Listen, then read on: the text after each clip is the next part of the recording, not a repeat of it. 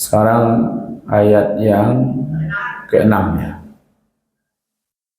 Baik, a'udzubillahi minasyaitonir rajim. Innal ladzina kafaru min ahlil kitab wal musyrikin fi nari jahannam khalidina fiha ulaika hum syarrul bariyah. Inna itu artinya sungguh, alladzi orang-orang kafaru, orang kafir, min dari atau ahlil kitab itu Yahudi dan Nasrani, wal musyrikin dan orang-orang syirik, fi berada, nar itu neraka jahanam. Jadi berada di dalam neraka jahanam. Ya, khalidin artinya kekal. Jadi orang-orang kafir, baik kelompok Yahudi, kelompok Nasrani dan musyrik, itu kekal berada di dalam neraka jahanam. Ya, ulaika mereka itu adalah hum syarru artinya buruk, ya, al-bariyah makhluk. Jadi mereka itu adalah makhluk yang buruk. Jadi orang-orang kafir dan orang-orang musyrik itu adalah makhluk yang buruk. Jadi di sini ibu-ibu dibagi saja orang-orang kafir itu, satu namanya ahlul kitab, yang kedua namanya musyrik. Jadi kalau ditanyakan, yang kan banyak macam agama sekarang ini. Ada agama Shinto, ada agama Hindu, ada Buddha, ada Konghucu, ya kan? Ada Tao kalau di Thailand itu. Kalau di Cina ada Konghucu. Ada yang tidak beragama, ya kan? Sebenarnya semua itu masuk kelompok alladzina kafaru. Jadi selain daripada Islam, itu disebut dalam literatur Islam namanya orang kafir. Jadi mereka tidak usah pula tersinggung kalau disebut kafir. Kalau nggak mau jadi orang kafir ya pindah aja ke Islam kan. Ya kan? Kalau orang Nasrani yang kita populer sekarang Kristen, itu bagi mereka kita ini orang Islam ini domba yang tersesat ya. Karena kita bukan domba, bukan pula tersesat, maka kita tidak tersinggung pula. Ya kan? Bukan penghinaan. Oh, itu penghinaan terhadap Islam, enggak. Itu literatur agama mereka, biar saja. Kita juga punya literatur agama. Selain daripada Islam, itu namanya kafirun. Lawannya muslimun. Nah, di sini mau ahlul kitab, mau orang musyrik, atau yang di luar dua ini, ya, yang tidak disebutkan dalam Al-Quran, seperti Hindu, Buddha, Konghucu, segala macam itu, yang disebut dalam Al-Quran itu kan ada Majusi, ada Sobi'in dulu. Sobi'in itu orang yang menyembah bintang. Ya, maka itu mereka berada di luar Islam. Itu yang pertama. Yang kedua, neraka jahanam. Mereka berarti berada di dalam neraka jahanam dan kekal di dalamnya. Ya. Dan ayat-ayat yang seperti ini banyak dalam Al-Quran itu. Bahwa orang-orang kafir itu berada di dalam neraka jahanam. Neraka jahanam itu tempat yang paling buruk. Boleh dilihat dalam surat Al-Mulk. Ya, surat Al-Mulk ayat yang ke-6. Ya kan? Termasuk ayat yang ke-7. Sama itu. Walilladzina kafaru bi rabbihim azabu jahannam wa bi'sal masir. Itu masuk tuh. orang-orang kafir kepada Tuhannya memperoleh azab jahanam, dan itulah seburuk-buruk tempat kembali. Kalau tadi ada namanya makhluknya itu syarrul bariyah. Makhluknya itu orang-orang kafir, orang-orang musyrik itu adalah makhluk buruk. Kalau di dalam surat Al-Mulk ayat yang ke-6, tempatnya yang disebut di situ buruk. Wa bi'sal masir. Itulah seburuk-buruk tempat kembali. Jadi orang jahat, orang yang disebut buruk, maka tempatnya pun di tempat yang buruk gitu. Ya. Jadi orang jahat itu tempatnya bukan di istana, ya, tapi di penjara gitu. Jadi penjara itu adalah sesuatu yang buruk. Lalu ada penjelasan, banyak penjelasan tentang bagaimana neraka jahanam itu. Umpamanya Al-Mulk ayat 7, iza ulku fiha sami'u laha syahiqaw wa hiya tafur. Apabila mereka dilemparkan ke dalam neraka jahanam itu, terdengarlah suara neraka yang mengerikan. Sedangkan neraka itu menggelegak. Itu sedikit informasi tentang yang disebut dengan nari jahannam. Dalam Al-Quran itu kan ada cerita tentang yang mengerikan, tentang azab yang mengerikan. Ada juga tentang nikmat yang mengembirakan.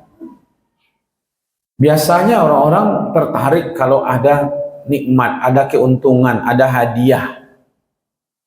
Rencananya tidak ada ke mana buang di bank itu, tapi dia ada hadiah. Ya kan? Akhirnya orang mau menabung. Dipajangnya tuh Pajero Sport tuh di halamannya, Bu. Bagi yang punya rekening di bank ini, ya kan, dia dapat apa hadiah ya, mau orang itu. Yang kedua, kalau enggak ada ancaman, ya kan, diancam, ibu kalau disuruh pacu lari ke pergi panjang mungkin enggak. Hadiahnya umroh, tapi lari 10 kilo, kalau ibu dah. Tapi kalau dikaja dianjang Pak kira. Kalau dikaja dianjang kilo belakang tuh enggak ada, bertanya oleh kalau lari ibu, enggak ada kata jawab ibu, lari saja gitu. Ya kan? Kadang orang harap dengan hadiah, tapi ada yang takut dengan ancaman. Nah, kedua-dua itu ada dalam Al-Quran gitu. Ada iming-imingan dengan surga, dengan kenikmatan, dan ada juga ancaman dengan neraka gitu ya. Nah, kalau kita lihat umpamanya dari ayat yang pertama, penjelasan-penjelasan dari Rasulullah, lam yakunil ladzina kafaru min ahlil kitab wal musyrikin fakina hatta ta'tiya bil bayyinah, itu ada rasulun minallahi yatlu sufan mutahhara. Itu kan sebenarnya penjelasan-penjelasan dulu tentang agama ini, ya kan? Tapi yang namanya orang ahlul kitab, orang musyrik itu ada yang beriman, ada yang tidak beriman. Ya kan, padahal mereka hidup di dunia ini tidak diperintah kecuali hanya patuh kepada Allah.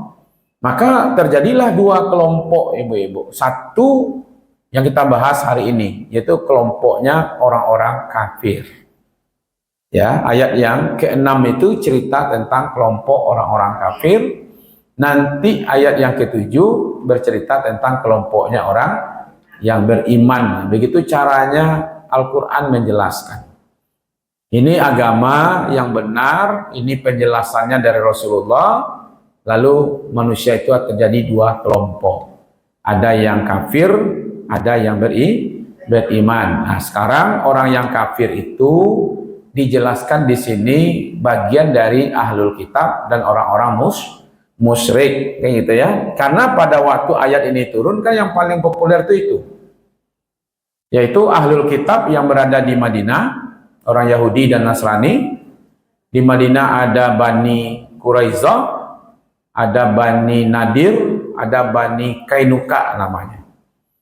Nah, kalau di Makkah hanya satu kelompok saja, yaitu orang musyrik. Nah, bagi mereka ini itu tempatnya berada di dalam neraka jahanam. Khalidina fiha, mereka itu kekal berada di dalamnya. Lalu Allah sebut hum syarrul bariyah. Syarrul bariyah itulah yang disebut dengan makhluk yang terburuk. Jadi makhluk buruk itu disebut dengan syarrul bariyah. Kalau di sini disematkan kepada orang-orang kafir, yaitu ahlul kitab dan orang musyrik. Orang buruk, orang yang lawan buruk itu apa, Bu? Rancak ya. Tapi kalau bahasa Minang, kalau buruk rancak, kalau rancak buruk gitu ya. Di buruk badannya lah ya. Itu berarti rancak tuh ya. Kalau di rancak perang yang mah. Kalau itu apa tuh? Tabalik ya di Minang ya. Itu orang Minang pula yang paham tuh ya, Bu. Ya kan, kalau dibawa ke Jawa beko kena buruk ya jelek katanya kan.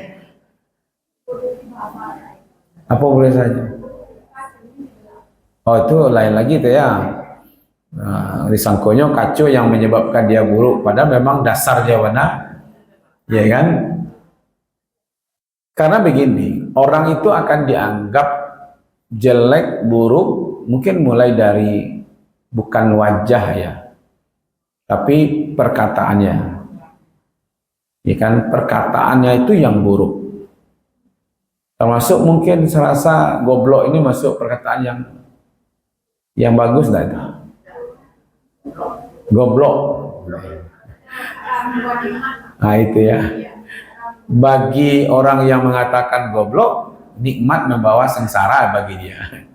Karena senyum-senyum, ketawa-ketawa kan. Tapi bagi pedagang asongan ya, nah bagi dia itu menjadi nikmat. Perkataan yang buruk menurut Islam, perkataan yang tidak diridhai oleh Allah. Setiap perkataan yang tidak diridhai oleh Allah itu dianggap buruk. Ya kan? Maka itu dia akan berhubungan dengan iman, berhubungan dengan hari akhir. Kenapa orang yang buruk itu ditaruh dalam neraka jahanam? Karena sudah dijelaskan, "Mangkana yu'minuna billah wal yaumil akhir falyakul khairan aw liyasmut." Maka berkatalah yang baik-baik. Kalau dia mengaku beriman kepada Allah, yang mendengar, yang melihat, yang mengetahui setiap perkataannya, lalu perkataan itu akan dipertanggungjawabkan di akhirat, maka hendaklah dia berkata yang baik-baik. Kalau dia tidak mampu berkata yang baik, maka lebih baik diam. Itu satu. Yang kedua, pakaiannya buruk. Bukan murah harganya, bukan sudah usang. Pakaian yang buruk menurut agama adalah pakaian yang tidak menutup aurat. Walaupun mahal, walaupun modern katanya, tapi kalau dia tidak tertutup auratnya, maka itu masuk berpakaian yang buruk. Maka orang yang berpakaian yang tidak menutup aurat itu masuk kelompok orang yang buruk. Saya tidak paham ibu-ibu kalau seandainya nanti dalam membuka aurat lalu dia meninggal. Berarti dia meninggalnya dalam keadaan buruk. Buruk itu yang disebut dengan syarru. Ya kan? Nah, namanya kalau mati namanya su'ul gitu ya. Ya kan? Kalau hartanya yang buruk, apa itu harta yang buruk? Orang kafir kan punya harta juga. Harta yang buruk itu harta yang tidak halal. Harta yang melalaikan. Maka akan dicabut keberkahan dari harta itu. Ya kan? Kalau pendengaran yang buruk apa? Buruk pendengarannya. ketika dia menggunakan telinganya untuk mendengar yang buruk, senang mendengar gunjingan, fitnahan, gitu. Itu pendengaran. Jadi yang dimaksud dengan pendengaran yang buruk bukan berarti berkurang pandangannya. Itu fisik semua. Kalau pakat telinga awak, insya Allah ibu-ibu tidak akan menyebabkan masuk neraka jahanam. Iya kan? Ya. Tapi kalau mereka tidak mau mendengarkan ayat-ayat Allah, perintah Allah, ajakkan kepada Allah, kemudian suka mendengarkan yang buruk-buruk, itulah yang akan menyebabkan dia masuk neraka jahanam. Lalu nanti akan berhubungan dengan penglihatan yang buruk. Jadi orang yang buruk itu perkataannya buruk, pakaiannya buruk, harta yang dia miliki itu buruk, pendengarannya buruk, penglihatannya juga buruk. Ya kan? Masuk juga itu, Bu. Kalau yang untuk dunia tarang dia. Tapi kalau untuk akhirat kalem. Saya tadi malam itu mengatakan kalau seandainya kenapa bisa sepi orang di masjid, mana tahu banyak nggak nampak jalan ke masjid. Maka itu tunjuan. Lagi tanda panah, Bu. Ya kan, jalan menuju masjid Baitul Hadi gitu. Mana tahunya nggak tahu. Ya kan, jalan ke masjid itu ya nggak tahu, nggak nampak di matanya, kabuh, ya kalem gitu ya. Gitu. Pikirannya buruk. Nah, kalau ini sudah lengkap, perkataannya buruk, pakaiannya buruk, pendengarannya buruk, penglihatan buruk, tambah lagi pekerjaan dan pikirannya juga buruk, maka dia akan bertemu dengan kematian dalam keadaan yang buruk. Itu yang sering kita sebut dengan su'ul khatimah. Nah, biasanya orang-orang seperti ini sukanya bergaul Josia tuh, Bu. Capek. Segrupnya dengan grup apa itu? Orang yang suka mengecek buruk, tidak mungkinlah dia berkolaborasi dengan orang yang suka berzikir, kan? Iya itu. Ya, maka itu lucu itu ibu-ibu, kalau yang satu pakaian jilbab pakaian menutup aurat, kemudian berteman dengan orang yang senteng, pakaiannya ditarik katanya nampak di bawah, ya kan? Itu tidak yakin saya. Makanya aneh tuh kalau ada ibu, ya kan, membimbing anak gadisnya rok pendek, baju singket, tapi mamanya pakai jilbab, berarti aneh itu. Yang mamanya ingin masuk surga, tapi anaknya dibiarkan masuk neraka, ya kan? Ya tidak namanya deh Ustaz, gitu. Kalau orang tuanya saja tidak bisa lagi meminta anaknya untuk menutup aurat, lalu siapa lagi yang akan minta? Kalau ayahnya tidak bisa lagi menyuruh anaknya untuk menutup aurat, kira-kira siapa lagi yang akan menyuruh? Anak di pangku kemenakan? Tidak mungkinlah yang membimbing anak. Nah di pangku ke apa? Ya kan? Nah gitu. Kalau matinya sudah buruk, karena dia akan bersahabat juga dengan orang-orang yang buruk, maka wajarlah nanti disebut wabisal masir. Tempatnya di tempat yang buruk, ya kan? Nah, kalau kita tegaskan sedikit, siapa yang disebut dengan syarrul bariyah? Ya satu, orang-orang kafir itu. Ya, jadi yang syarrul bariyah itu adalah orang-orang kafir. Yang perkataannya buruk, pakaiannya buruk. Ada orang kafir yang pakai auratnya tertutup, ya kan? Makanannya kan berseratuan sadonya tuh, ya kan? Nah, lebih lagi ahlul kitab, mereka adalah orang Yahudi dan Nasrani. Mereka mengetahui kebenaran bahwa akan diutus seorang nabi namanya Muhammad, yang dulu bahasanya itu Ahmad. Nabi Isa sudah menyampaikan, Nabi Musa sudah menyebut, tapi mereka justru menolak ajaran Islam. Itu maka disebut dengan syarrul bariyah. Itu satu. Yang kedua, dalam konteks ayat ini, siapa orang yang buruk? Itu orang musyrik. Mereka adalah orang-orang yang meyakini adanya Tuhan selain daripada Allah. menyembah adanya berhala umpamanya. Ya kan? Maka itu Firaun masuk kemana itu? Syarul bariyah. Ya kan?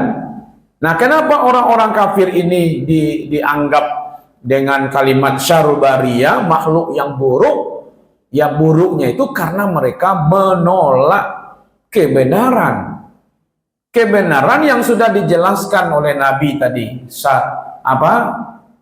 Bayyinah itu kan dijelaskan oleh Rasulullah bahwa Nabi itu diutus untuk menjelaskan Rasulun minallahi yatlu suhufan mutahharah. Itu ayat yang kedua kan?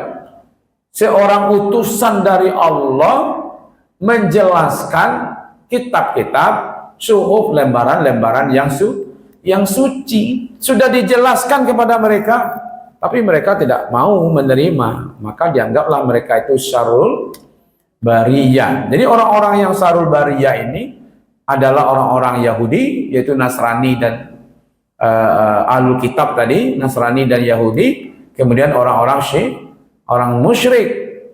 Kenapa? Karena mereka menolak penjelasan dari Allah, ya kan? Maka itu bagi kita sebenarnya ya berhati-hati saja. Ini ditargetkan dalam ayat ini supaya jangan sekali-kali ikut membela, mencontoh orang-orang kafir. Sehingga Nabi mengatakan man tasabbaha biqaumin fahuwa minhu. Siapa yang bergabung ya menyamai apakah pakaiannya, tampilannya, akhlaknya, ya kan? Menyamai orang-orang kafir itu, maka dia bagian dari kelompok orang-orang yang kafir itu. Ini diingatkan bahwa orang-orang kafir itu berada di dalam neraka jahanam dan mereka adalah kekal di dalamnya.